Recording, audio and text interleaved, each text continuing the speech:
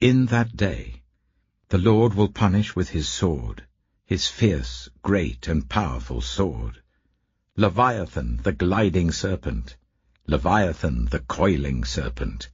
He will slay the monster of the sea. In that day sing about a fruitful vineyard. I, the Lord, watch over it. I water it continually.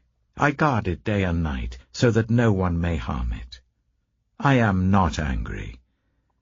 If only there were briars and thorns confronting me, I would march against them in battle. I would set them all on fire, or else let them come to me for refuge. Let them make peace with me. Yes, let them make peace with me. In days to come, Jacob will take root. Israel will bud and blossom and fill all the world with fruit. Has the Lord struck her as he struck down those who struck her? Has she been killed as those were killed who killed her? By warfare and exile you contend with her.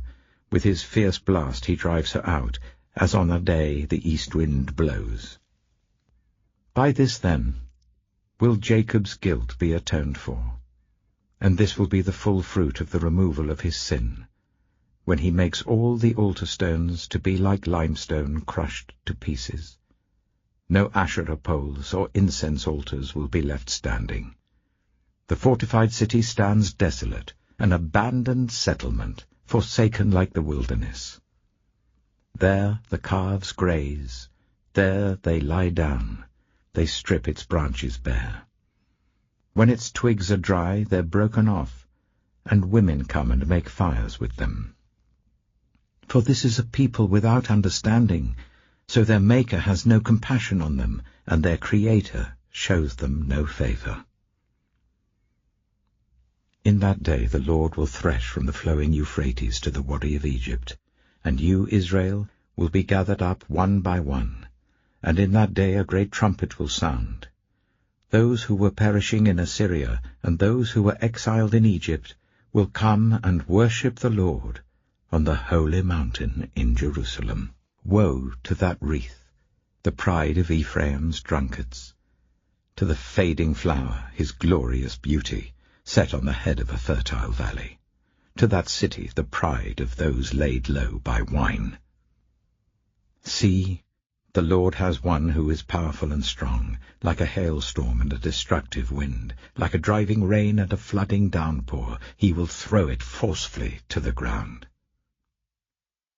That wreath, the pride of Ephraim's drunkards, will be trampled underfoot.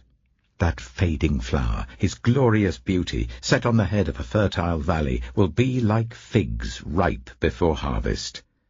As soon as people see them and take them in hand, they swallow them.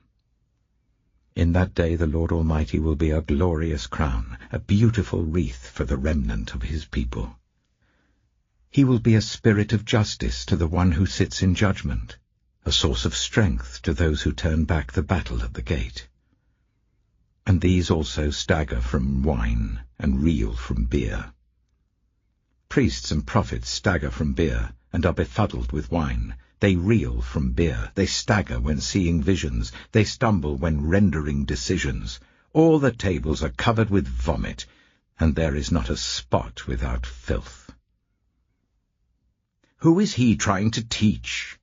To whom is he explaining his message? To children weaned from their milk, to those just taken from the breast? For it is, do this, do that, a rule for this, a rule for that, a little here, a little there. Very well, then. With foreign lips and strange tongues, God will speak to this people, to whom he said, "This is the resting place, let the weary rest." And this is the place of repose. But they would not listen. So then the word of the Lord to them will become, do this, do that. A rule for this, a rule for that, a little here, a little there. So that as they go they will fall backwards. They will be injured and snared and captured. Therefore hear the word of the Lord, you scoffers who rule this people in Jerusalem. You boast, "We have entered into a covenant with death. With the realm of the dead we have made an agreement. When an overwhelming scourge sweeps by, it cannot touch us, for we have made a lie our refuge, and falsehood our hiding place. So this is what the Sovereign Lord says. See, I lay a stone in Zion, a tested stone, a precious cornerstone for a sure foundation. The one who relies on it will never be stricken with panic. I will make justice the measuring line, and righteousness the plumb line. Hail will sweep away your refuge, the lie, and water will overflow your hiding place. Your covenant with death will be annulled. Your agreement with the realm of the dead will not stand. When the overwhelming scourge sweeps by, you will be beaten down by it. As often as it comes, it will carry you away. Morning after morning, by day and by night, it will sweep through. The understanding of this message will bring sheer terror. The bed is too short to stretch out on, the blanket too narrow to wrap around you. The Lord will rise up as he did at Mount Perazim. He will rouse himself as in the valley of Gibeon, to do his work, his strange work, and perform his task, his alien task. Now, stop your mocking, or your chains will become heavier.